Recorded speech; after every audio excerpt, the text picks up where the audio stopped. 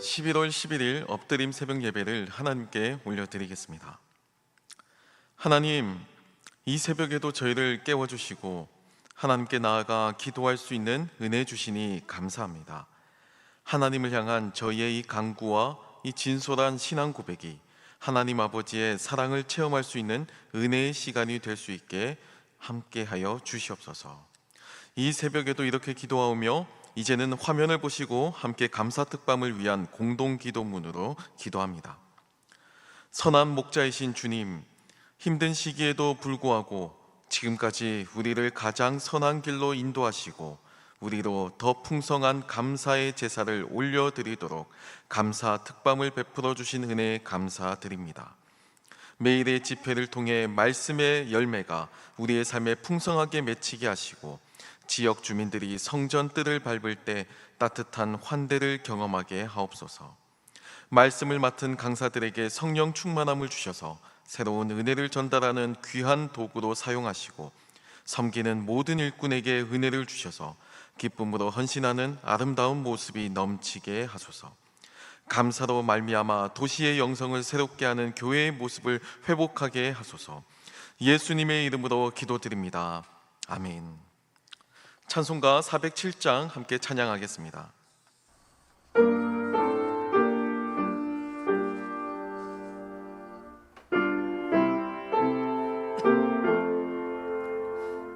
우주와 함께 나 죽었으니 구주와 함께 나 살았도다. 영광의 그날에 이르도록 언제나 주만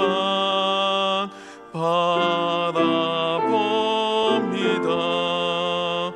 언제나 주는 날 사랑하사 언제나 새 생명 주시나니 영광의 그날에 이르도록 언제나 주만 바라봅니다.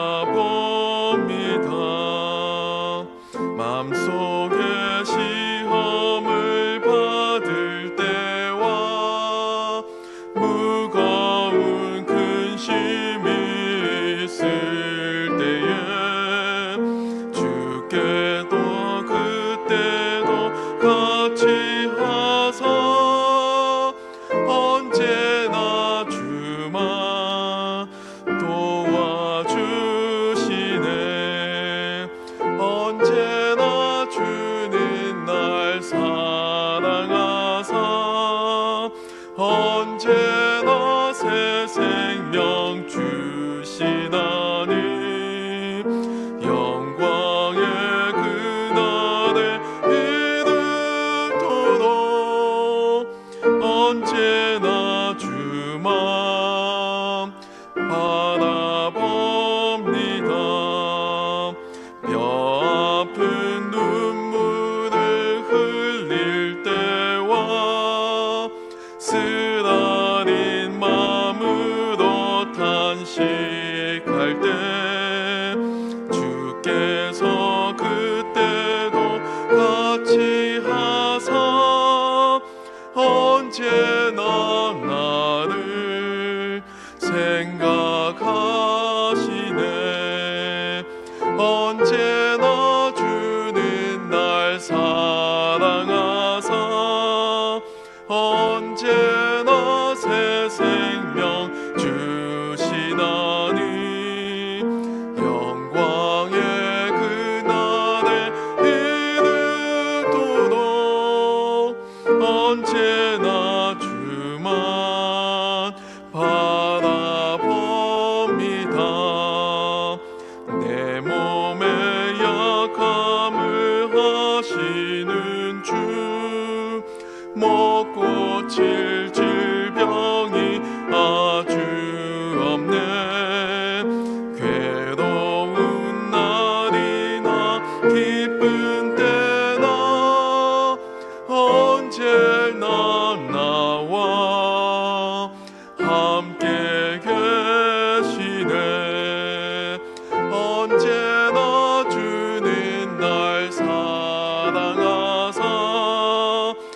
언제나 새 생명 주시나니 영광의 그날에 이르도록 언제나 주만 바라봅니다.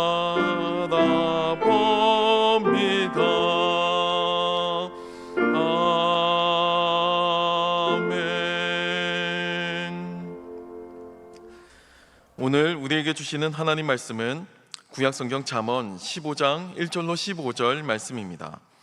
구약 926쪽, 생명의 삶은 70쪽에서 71쪽입니다. 이제 하나님의 말씀을 봉독합니다. 유순한 대답은 분노를 쉬게 하여도 과격한 말은 노를 격동하느니라. 지혜 있는 자의 혀는 지식을 선히 베풀고 미련한 자의 입은 미련한 것을 쏟느니라.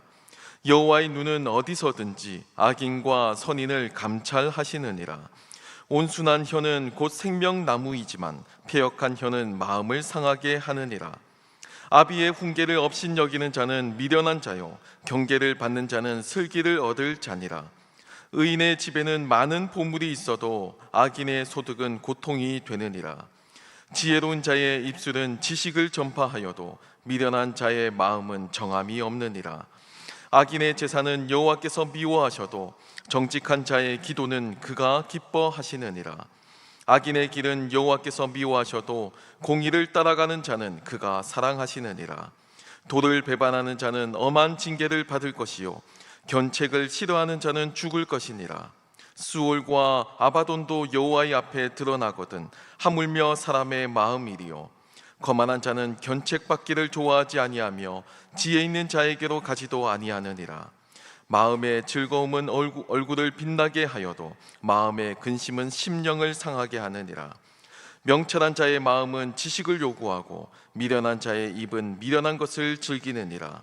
고난받는 자는 그날이 다 험악하나 마음이 즐거운 자는 항상 잔치하느니라.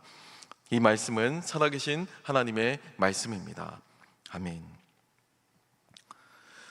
웹툰과 드라마에서 흥행한 작품 가운데 타인은 지옥이다 라고 하는 이 제목의 작품이 있습니다. 우리 주변에 존재하는 여러 사람들에 대한 그 막연한 현대인들의 두려움을 잘 묘사하고 있는 그런 작품이라고 할 수가 있죠. 사실 이 타인은 지옥이다 라고 하는 이 문구는요 우리 한국 사람이 창작해낸 그런 창작물이 아닙니다. 이 말은 프랑스의 무신론 철학자인 장폴 사르트르의 희곡인 닫힌 방이라는 작품에 나오는 하나의 문장입니다. 이 희곡은 현대인들이 살아가는 이 세상을 아주 현실감 있게 표현한 명작으로 평가받고 있습니다. 제가 이 내용을 간략하게 소개해드리면요, 한 방에 갇힌 세 사람의 등장인물, 주인공이 나타납니다. 이 세 명의 인물들을 둘러싼 그 여러 가지 갈등과 그들 각자의 삶을 다루고 있는데요, 여기서 인간은 쉽게 표현하면 영원한 전쟁의 그 상황 한가운데 놓여져 있습니다. 이들은 상대방이 자기 자신을 집어삼키려고 한다는 그 불안감과 그 공포감 그리고 분노를 가지며 살아가고 있고요, 또한 동시에 자신이 상대방을 집어삼켜야지만 생존할 수 있다라고 하는 그 불안감과 조바심도 함께 가지며 살고 있습니다. 양가적인 감정을 함께 가지며 이렇게 고통을 겪고 있는 현대인들을 묘사한 거예요. 타인이 나를 삼키려고 하거나 아니면 내가 타인에 의해서 삼켜지기 전에 내가 먼저 남을 집어삼켜야 한다거나 이런 상황을 사르트르는 영원한 전쟁의 상황이다라고 묘사하고 있습니다. 마치 그 철학자 홉스가 리바이어던에서 말한 대로 만인에 대한 만인의 투쟁이라고 하는 이 단어와도 굉장히 비슷합니다. 우리의 삶이 이렇게 피곤하고 전투적이라는 뜻이죠. 상대방에 대한 그 호의나 신뢰는 전혀 없고요, 생존을 위한 경멸과 증오만이 남아 있습니다. 타인의 시선에 의해서 이 나의 행복과 또 나의 사회적 지위와 또 나의 이 명성이 확보가 됩니다. 타인의 시선이 없는, 타인의 시선이 제외된 평가는 무의미하게 느껴지기까지 하죠. 남들이 부러워하는 말을 나도 해야만 하고 남들이 부러워하는 삶을 나도 살아야만 합니다. 그렇게 되면 남들에게 시기와 질투를 받게 되는데, 그 시점이 되어야지만 나는 성공한 것이고, 또 동시에 이를 통해서 성공한 나는 언제나 타인의 시선에 의해서 미움을 받게 되죠. 언제든지 끌어내려질 거라고 하는 그 공포와 불안감을 가지고 살게 되는 겁니다. 이 사르트르의 표현과 같이 우리는 이 영원한 전쟁의 상황에 직면해 있고, 그야말로 타인은 지옥이다라고 하는 상황에 걸맞는 이 현실을 오늘날 저와 여러분이 지금 살아가고 있습니다. 이 세상은 타인을 지옥으로 여기고 살아가는 사람들도 있고요, 또 한편으로는 타인을 사랑하고 도우며 살아가는 사람들도 있습니다. 성경은 전자를 가리켜서 악인이라고 묘사를 하고요, 또 후자를 선인이라고 평가합니다. 타인을 지옥으로 대하는 사람을 악인, 또 타인을 사랑하고 선대하는 사람을 선인이라고 평가하는 겁니다. 삶의 태도는 각자의 선택에 따라서 달려있죠. 하지만 그 행위의 결과만큼은 하나님 앞에서 엄중하게 악인과 선인으로서 나뉜다는 것을 오늘 본문 말씀은 우리에게 분명히 선포하고 있습니다. 그 결과는 하나님께서 다 감찰하고 계신다는 거예요. 오늘 본문 3절 말씀을 보면 여호와의 눈은 어디서든지 악인과 선인을 감찰하시느니라 라고 전합니다. 눈에 보이지 않는다라고 해서 없는 것이 아니고, 순간 악인의 삶이 형통해 보인다고 할지라도 그 모든 행동에는 반드시 보응이 따른다는 겁니다. 타인의 시선에만 신경을 쓰는 현대인들은 다른 사람들의 그 평가에 휘둘리며 살아가지만, 하나님의 시선은 엄중하게 악인과 선인을 감찰하고 계신다는 거예요. 우리는 사람들의 시선이나 사회의 평가가 아니고 오직 하늘에 계신 하나님의 평가에 민감하게 반응하며 그렇게 삶을 살아가야 함을 오늘 잠언의 기자는 우리에게 권면하고 있습니다. 그렇다면 하나님께서 평가하시는 이 악인과 선인의 모습은 어떠할까요? 오늘 본문 5절을 보면 아비의 훈계를 업신여기는 자는 미련한 자요, 경계를 받는 자는 슬기를 얻을 자니라 라고 전합니다. 내 귀에 듣기 싫은 말이라고 할지라도 하나님의 교훈을 귀하게 여기고 또 그것을 수용하고 받아들이는 자는 슬기로운 자이고 하나님께서 선하다라고 인정해 주십니다. 하지만 하나님의 교훈을 업신여기며 한 귀로 듣고 한 귀로 흘리는 자는 미련한 자라는 게 오늘의 결론입니다. 당장은 그 말씀대로 살지 않아도 전혀 내 삶에 문제가 없어 보이고 내 삶은 여전히 형통한 삶을 살아가는 것처럼 보이지만, 여호와의 눈은 어디서든지 악인과 선인을 감찰하신다고 분명하게 오늘 말씀은 증거하고 계시기 때문입니다. 하나하나 낱낱이 기록되고 있는데 거기에 하나님의 교훈이 올바른 길을 선언하고 있음에도 불구하고 이것을 내 귀에 듣기 싫다고 해서, 내가 순종하기 싫다고 해서 의도적으로 무시하고 자기 살고 싶은 대로 고수하며 살아간다는 것은 어리석기 짝이 없는 일이다라고 이야기하는 겁니다. 그야말로 스스로 무덤을 파는 격이고 스스로 그 징계를 더하는 것이에요. 하나님의 심판은 절대 피해가지 않습니다. 또 6절에는 의인의 집에는 많은 보물이 있어도 악인의 소득은 고통이 되느니라 라고 전합니다. 아무 힘이 없는 소득, 또 재물이라고 할지라도 다 같은 돈이 아니라는 거예요. 의인에게는 보물이 되고 또 같은 돈이라도 악인에게는 그 돈이, 재물이 오히려 고통이 된다라는 겁니다. 정의롭지 못한 방법으로 얻은 소득, 남에게 피눈물을 남기고 얻어낸 소득, 하나님을 멸시하고 하나님 기뻐하시지 않는 방법으로 얻은 소득은 모두 언젠가는 고통이 되게 될 겁니다. 부유한 사람이 그 많은 재물로 인해서 자녀들 간에 벌어지는 소송과 여러 가지 갈등과 분쟁을 보면 비록 재물이 조금 부족하더라도 그 안에서 자족하고 행복하게 살아가는 삶이 얼마나 복되고 소중한지 우리는 각종 사회면을 통해서도 쉽게 발견할 수 있습니다. 많이 모으면 모을수록 고통은 더하고 끝내 스스로를 넘어뜨리는 족쇄가 될 수도 있다는 겁니다. 돈 그 자체가 악은 아니지만 돈을 얻기 위한 인간의 악한 행동, 그 악인에 대한 심판은 반드시 있다라고 이야기해 주는 거예요. 심지어 영적인 생활도 마찬가지입니다. 8절 말씀을 보면 악인의 제사는 여호와께서 미워하셔도 정직한 자의 기도는 그가 기뻐하시느니라. 악인의 길은 여호와께서 미워하셔도 공의를 따라가는 자는 그가 사랑하시느니라 라고 전합니다. 똑같은 예배이고 똑같은 기도이며 헌신과 봉사라고 할지라도 하나님께서 받으시는 예배가 있고 하나님께서 미워하시는, 하나님께서 멸시하시는, 하나님께서 증오하시는 예배가 있다라는 겁니다. 여기서도 강조되는 것은 사람의 눈은 속여도 하나님의 눈은 속일 수가 없다라는 거예요. 예배를 잘 드리고 헌신하면 눈에 보이는 사람들에게는 인정받을 수 있습니다. 하지만 하나님께서는 악인인지 선인인지 기준을 가지고 판단하시며 정직한 자의 그 기도에는 기뻐하시고 응답하시지만 악인의 제사는 미워하신다라고 선언하고 있습니다. 겉으로만 보면 하나님의 공의를 인정하고 하나님의 영광을 고백하며 살아가는 것 같지만, 그런 신앙인의 모습을 보이지만 실제 삶에서는 타인을 사랑하지 못하고 타인을 지옥으로 여기며 살아가거나 반대로 타인에게 지옥이 되어서 살아가는 삶은 그 자체로 악인의 길이라는 겁니다. 예배를 드려도 가증할 뿐이에요. 하나님은 악인의 길을 미워하시되 공의를 따라가는 자는 사랑하신다 라고 전하고 있습니다. 여기서 중요한 것은 공의를 잘 행하느냐 행하지 않느냐는 나중 문제라는 겁니다. 부차적인 차원에서 다루어지고 있어요. 공의를 따라가는 자를 사랑하신다라는 것, 그게 더 중요하다라는 겁니다. 사람마다 잘 따라가는 사람이 있고 또 속도가 더딘 사람도 있겠죠. 하나님의 말씀을 들었지만 그 말씀대로 순식간에 내 삶을 변화시키고 그 자리에서 바로 하나님을 닮아가는 삶을 살아가는 아주 빠른 사람도 있지만 점차 속도가 더딘 사람도 있기 마련입니다.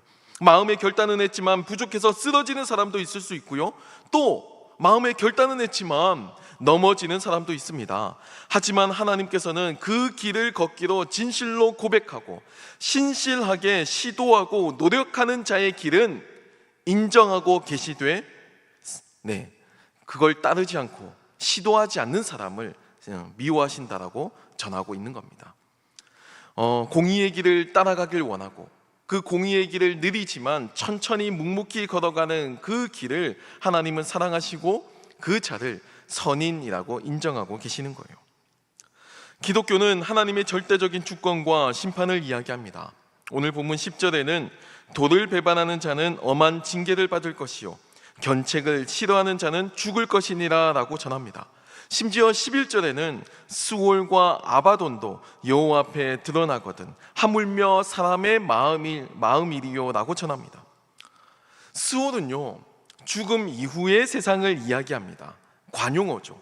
아바돈은 심판이 이루어지는 장소, 이른바 최후의 심판을 이야기하는 그런 장소입니다.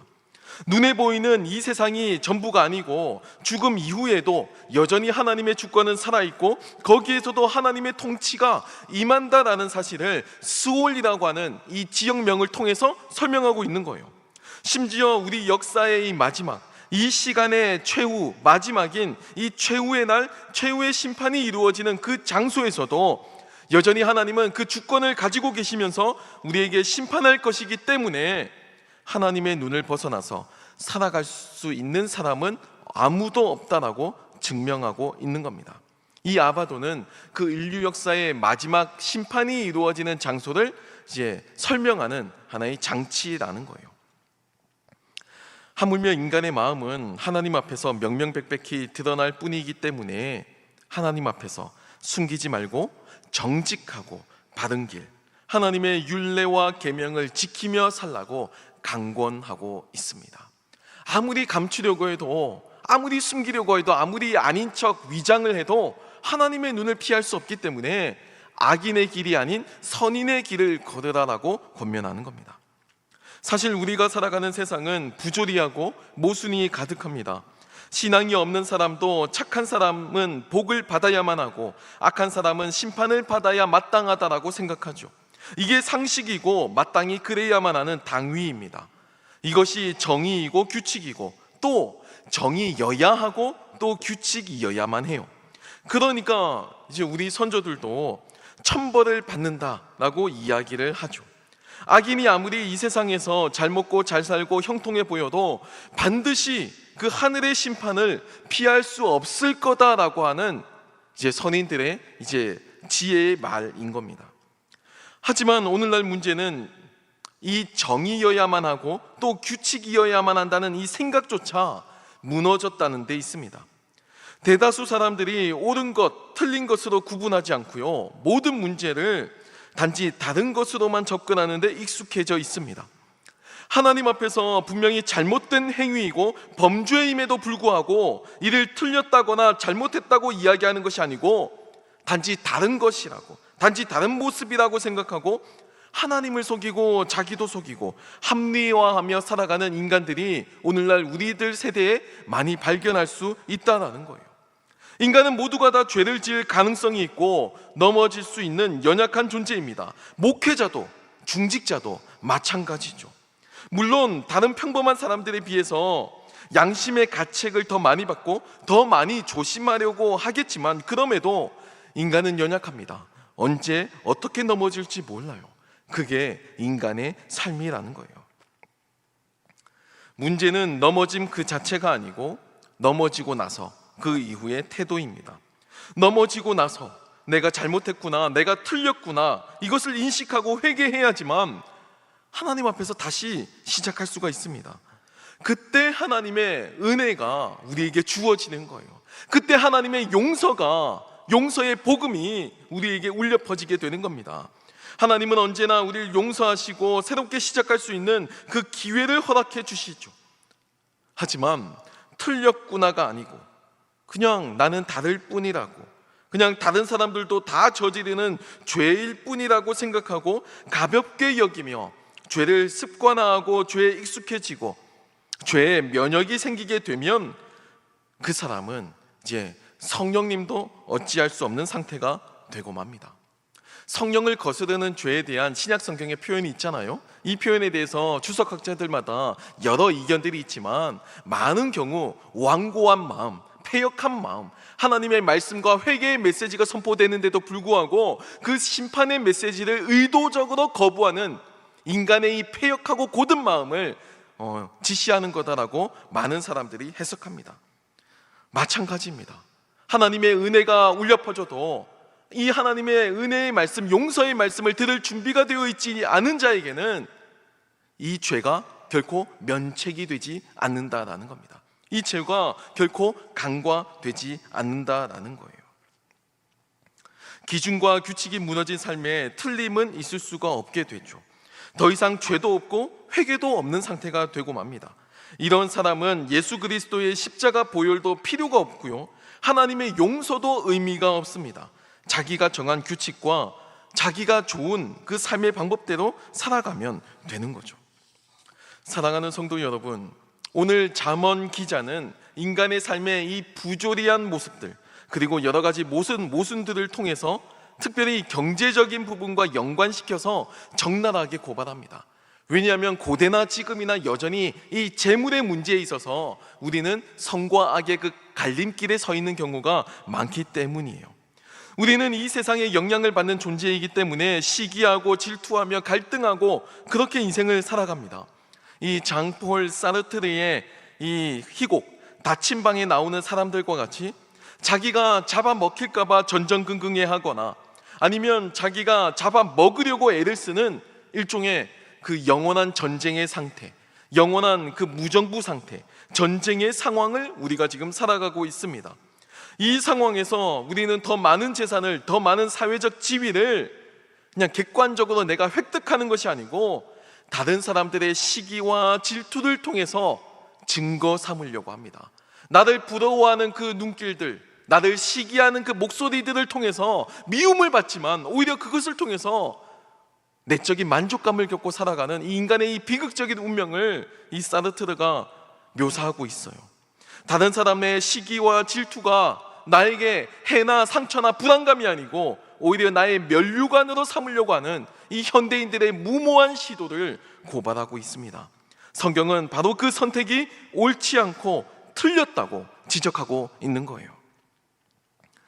성경은 하나님께서 선인과 악인의 길을 구분하고 계시고, 비록 눈에 보이는 세상에서는 악인이 형통한다고 할지라도 하나님의 심판은 엄중하다는 사실을 선포하고 있습니다.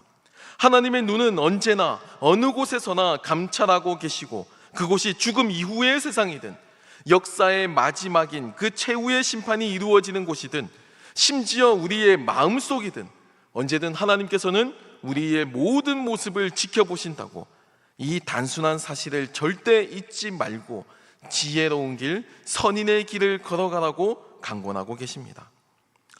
우리의 삶이 언제나 하나님 앞에서 구별되고 또 정결한 삶이 되길 소망합니다. 어제 실패했으면 오늘 다시 일어서서 시작하길 바랍니다.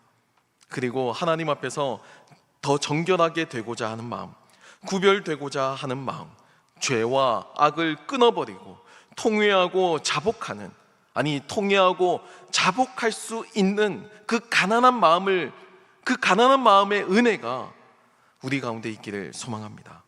기도하겠습니다. 살아계신 하나님 아버지, 언제나 어디서나 우리의 삶을 감찰하시는 하나님의 심판을 기억하며 하나님 앞에서 정결하게 구별된 삶을 살아갈 수 있도록 은혜를 베풀어 주시옵소서. 하나님을 바라보며 말씀을 기준에 놓고 어제 실패했어도 다시 오늘 주님을 닮아가려는 그 거룩한 욕구를 가지고 살아가게 하옵소서.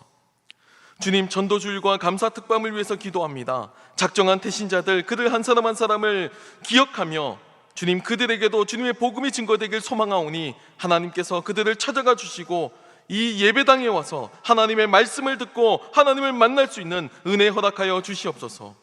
감사 특밤을 통해 잊어버린 감사의 제목들을 회복하며 지난 한 해 동안 동행하여 주셨던 그 하나님에 대한 그 은혜를 기억하며 앞으로도 함께 하실 그 하나님을 더욱더 신뢰하며 나아가는 우리 모든 성도님들의 삶 되게 도와주시옵소서. 존경하는 원로 목사님과도 함께하여 주셔서 맡기신 소명 감당하시기에 부족함이 없도록 건강 지켜주시고, 사랑하는 담임 목사님, 눈에는 눈물의 기도의 흔적이, 손과 발에는 섬김의 흔적이, 삶에는 예수의 흔적이 가득하게 하셔서 하나님께 영광이 되게 하여 주시옵소서. 이 시간에도 하나님께 예물을 드린 손길들 또한 있습니다. 이 예물이 쓰이는 곳마다 하나님의 영광이 나타나고 하나님의 나라가 확장되는 데 선용되게 도와주시옵소서. 물질을 통해 이 드린 마음과 헌신이 하나님께서 흠양하시는 합당한 예물이 되게 하시고, 이를 통해 하나님께 영광이요 우리에게도 기쁨이 될 수 있게 도와주시옵소서. 이 모든 것 예수님의 이름으로 기도합니다. 아멘. 하늘에 계신 우리 아버지, 아버지의 이름을 거룩하게 하시며 아버지의 나라가 오게 하시며 아버지의 뜻이 하늘에서와 같이 땅에서도 이루어지게 하소서. 오늘 우리에게 일용할 양식을 주시고 우리가 우리에게 잘못한 사람을 용서하여 준 것 같이 우리 죄를 용서하여 주시고 우리를 시험에 빠지지 않게 하시고 악에서 구하소서. 나라와 권능과 영광이 영원히 아버지의 것입니다. 아멘. 이 시간 기도하실 때 오늘 말씀을 놓고 그리고 좌석에 부착된 태신자들을 위해서 계속해서 기도의 자리로 나아가겠습니다.